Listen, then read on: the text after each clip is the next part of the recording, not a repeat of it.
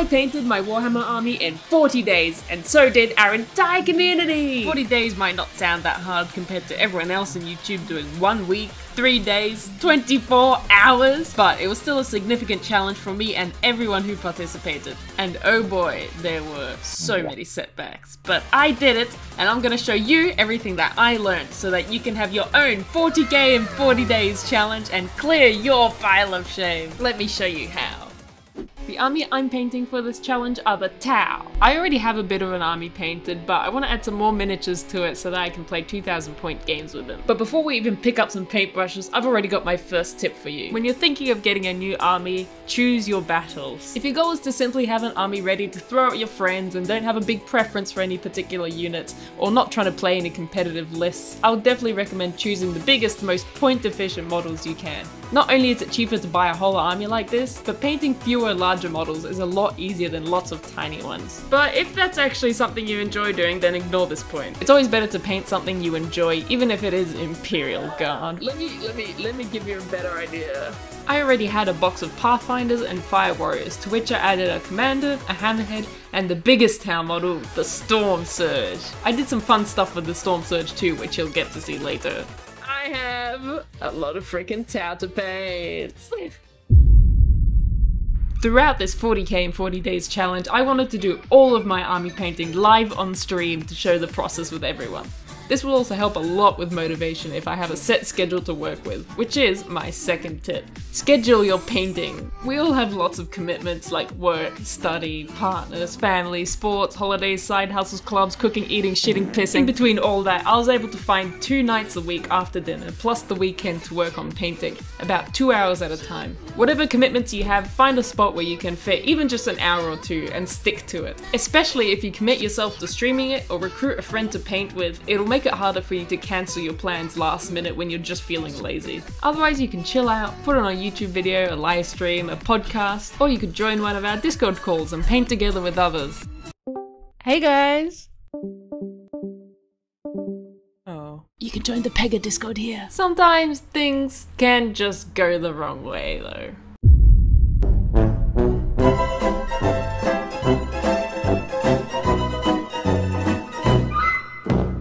I finally started painting 2 days after the start of the challenge. 1,000 points in 38 days should still be easy. It's a classic Pega move, you know, to be always on time. I started with the smallest models first, as I wanted to get them out of the way first before moving on to the cool big models I was excited for. I hate painting lots of little guys, so having the big ones at the end as a reward is like dangling a carrot on a stick to get me to finish the small ones first. But mine weren't even assembled yet, so we're gonna have to start with that. You know what? Maybe it would be easier to batch assemble them. At the end, I realized that somehow I only had 9 Fire Warriors, so you're just gonna have to use your imagination for the last one. There we go, 10 Fire Warriors! You don't even have to use your imagination anymore. It's so realistic! Assembling just these 10 little guys actually took a whole 2 hours on its own, which is way longer than I thought. We have 40 days. How many weeks is that? If I do 4 streams a week, 23 streams. I think this is doable. I think this is doable, chat. Finally, on day 3, I could start actually putting paint on minis. I already had a color scheme in mind from the rest of my Tau army, but I decided to change it slightly for the sake of speed painting, which leads me to my next big bit of advice. Make use of your primer. Originally, I painted my army before the White Scar primer came out, so I had to make do with Korax White. But the color wasn't bright enough for my crisp white Tau, so I had to do 10 billion layers of White Scar because it covers like shit! This time, I bought a white primer from Vallejo called Wolf Grey, which is actually a really nice cool white. It looks nothing like the blue on the bottle. I've been enjoying this color a lot. So I've just primed them in this color, and then just pick out all the pink and gold bits. And that's it. And then with an oil wash, we can do all the panel lining. That's it. If you have an army with large blocks of the same color, like Blood Angels for example, just using a red primer could save you tons of time not having to paint that armor by hand. Between all the different hobby brands, there are lots of different colored spray primers to choose from, or if you have an airbrush, you could just even mix your own. Just don't make the same mistake I did, and make sure to also pick up a paint pot of the same color in case you make any mistakes. I just decided I wanted to play on hard mode the entire time and not touch the primer at all because I couldn't go back and fix it up. No thoughts. Just paint. While painting these infantry, I noticed a number of little details I hadn't thought about yet. The temptation was strong to break out another colour, but that would add up a lot over the time of every mini. For these big groups of infantry at least, I say don't worry about the details. All of their little straps and holsters on their arms and legs I just painted over in the same pink colour as their clothes. These infantry on the tabletop will all be sitting together in a big blob anyway, and no one's gonna notice these little things. The big cool models are gonna be the real attention grabbers. Look at this big old box. Damn.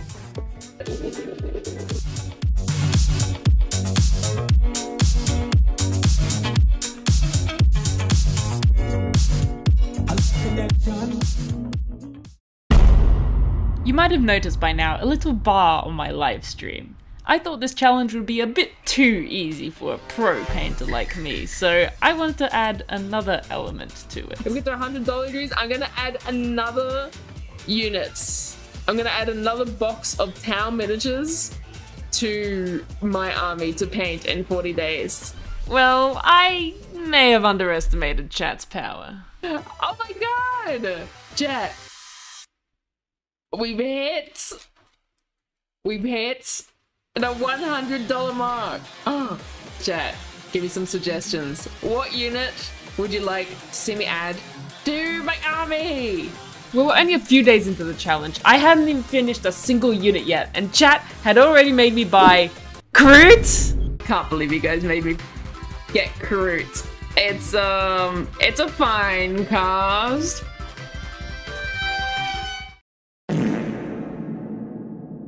Now with chat sabotaging my ability to finish this army in time, I will need to get a move on. I finished base coding 2 units of infantry at the same time, and it was time to pull out my next trick. Oil washers. Wait, don't freak out, keep watching the video. I used to also be terrified of oil paints. I never tried them before this challenge. In a way, it's kind of like airbrushing where everyone thinks it's this crazy trick that takes a huge investment, but it's actually not that difficult. I heard so many people preaching the effectiveness of oil paints that I just had to try it for this challenge. And oh my god, they were a lifesaver. Previously, I used to do all of the panel lining on my tower with Caribou Crimson, the wash from GW, and had to be super accurate painting really fine lines, and then go back and fix up all the mistakes with the white paint again. This took ages and was just really not fun, so I found a better solution. I tried making my own wash out of magenta mixed with some black, white and brown oil paints to get as close as I could to Caribou Crimson, just mixing little bits in at a time. This was all thinned down with this odorless solvent to a wash consistency. I love that it just says poison down the side. The oil paints were actually super cheap, way cheaper than you'd expect, and I got the whole pack for like 20 bucks or so, and the thinner was about $30 as well. You can try putting this mix straight onto your mini, but I found that varnishing them first makes the oil paint flow much more smoothly into the recesses and makes it super easy to clean off any mistakes.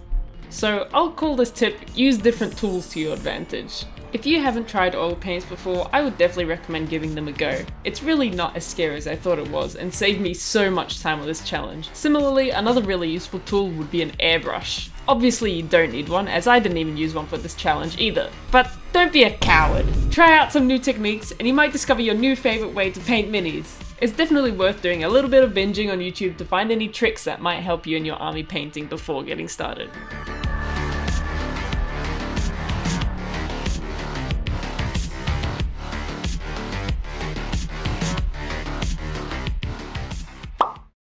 Thanks to the speed of oil washers, I was able to get all the panel lining done in just one stream, which marks my first 2 units complete. We're done oil washing, 20 guys. That's so many guys and girls. I'm going to count them as done for now, and then I'll do all the basing at the end. When speed painting armies, I hear a lot of people recommend assembly lining the painting, doing one step across the whole army before moving on to the next. However, since this is a more realistic challenge over a longer period of time, I think keeping up the motivation to continue is much more important than raw efficiency. Painting your minis unit by unit means you get to experience little victories along the way, and you get to clearly see your progress. We're finally halfway through the challenge, which means we get to finally work on the big models. Oh, that's so exciting. I love these. Yeah, it moved. Oh my god. Oh my god, it moves. Dude, my model is so sick. My model is so much cooler than your model. These are the ones you really want to put more effort into to make them stand out, so no one notices the mistakes you made on the others. I kept all the same colour scheme on most of my miniatures of white, pink and gold, but on these big ones, I'm gonna add rainbows! These take a lot of effort, but are super worth it for that wow factor, which will get you compliments at the game store. On my 1000 Suns that I've painted previously, the big detail was painting planets on Magnus and my Demon Prince's wings, which you can actually check out in this video here. If you're feeling brave enough, you could try freehanding something like these, but you could also do something like big transfers, a big pattern like stripes or checkerboard, or even just add one new colour to pick out a cool detail on the miniature. At this point, the challenge had also been noticed by the brand Chronicle RPG. They set some brushes to add to the prize pool for the best painted armies, and some new brushes for the silly orange cat. So this would be the perfect time to test them out. I've already talked about their wolf bristle brushes before in my videos, so if you want to pick them up now, I actually have a little affiliate link you can use in the description below. If you use any of the links down there, including Vault Games or Gap Games, I get a little kickback which really helps support the channel. Something to show you! Look at this brush, it's so fat, but that tip is still like teeny tiny. So they've also got the nice thick handle, which I can appreciate. Let's go, let's go.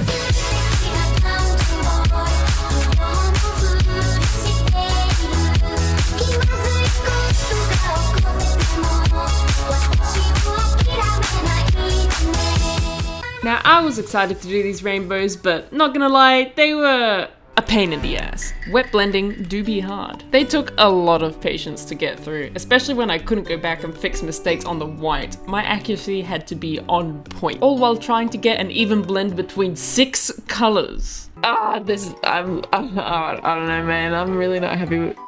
Who thought this would be a good idea for a speed painting challenge? The best thing I learned from this part is that it's great to have chat sit there and tell you, yeah Pega, it looks great! So sometimes it is nice to have other people look at your miniatures and make you realize that all those mistakes you see don't exist to others.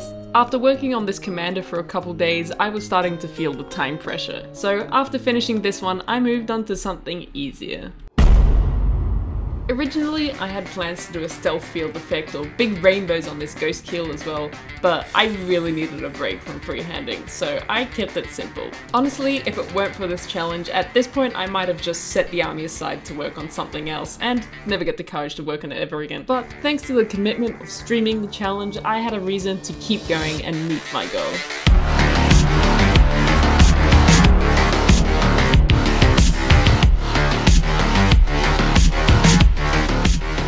But just as I was gaining the momentum again, we went into an insane heat wave. It was a type of heat and humidity where it's uncomfortable just sitting down doing nothing. Even sleeping was a struggle.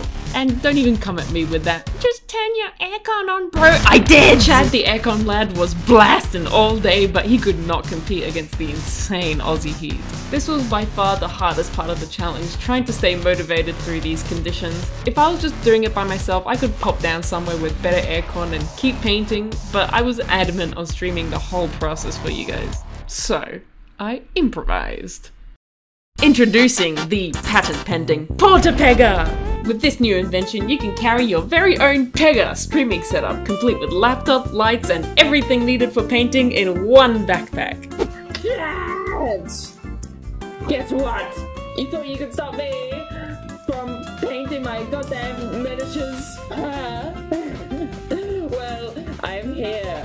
And surprisingly, this was actually one of the most fun moments of the challenge. Getting to paint in a different location was so energizing and I actually felt so much more focused. So if you're able to, I would definitely recommend picking up your stuff once in a while and touch some grass. Even now after the challenge, I've gone to paint at my LGS more often. It's just fun to be somewhere other than my little corner for a change. Alright, it's time to tackle the very last minute. Final boss. The Storm Surge! I've never been a fan of the Storm Surge's stubby missile arms, so I got some parts 3D printed by a friend to fix it up. This is also something I've never done before, adding 3D printed modifications to a plastic GW model. I didn't really know how to go about attaching resin to plastic, so I decided to go with the pro move to cover it in super glue until something sticks. But for once, my winning strategy failed me. The parts fell off during and after the stream, one of them even broke. So, I had to actually try pinning it for once. My drill bit was a bit bigger than the paper clips, and I didn't get the hole in exactly the right places, but somehow I made it come together with the help of a little bit of a lot of green stuff. It was a lot of effort and very annoying to work with. Perhaps not a job to leave for the last 3 days. The best takeaway from this is maybe don't try too many new things during an already really challenging challenge. But maybe that's just a me problem.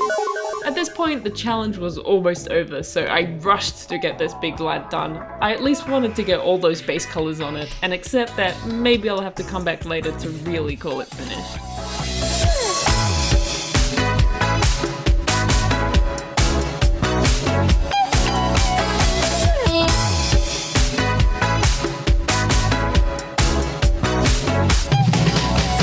If you would like a ton of content to watch while you're painting, I have a playlist of the entire livestream challenge linked below, containing 42 hours of my army painting. Finally, over the course of 40 days, 18 streams, they were finished.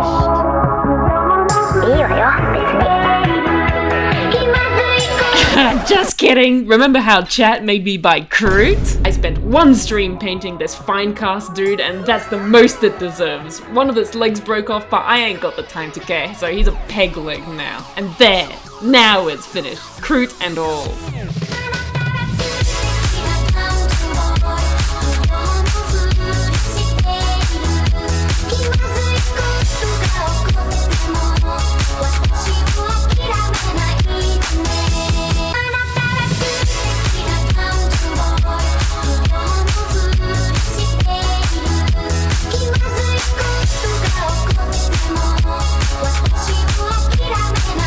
Honestly, I thought it would be easy, but after everything that happened, I didn't even finish everything to the level I thought I could. There were plenty of you guys that participated who didn't even get to finish either. I didn't speak much on the competition side of the challenge in this video, but we did have a big community vote on our Discord to pick the top 3 armies painted in 40 days. There were so many more entries than I expected, and I'm honestly so proud of everyone that dedicated their time to participate. The top 3 winners picked by our community were Dagon Booth with some awesome Tyranids, Kurabo and Ty's fiery Votan, and Lumchop's clean Death Guards. I will definitely run another challenge like this in the future, so join the Discord to stay in the know, and I would love to see your awesome miniatures in there too. Thank you so much for watching this insane video. I'll see you in the next one.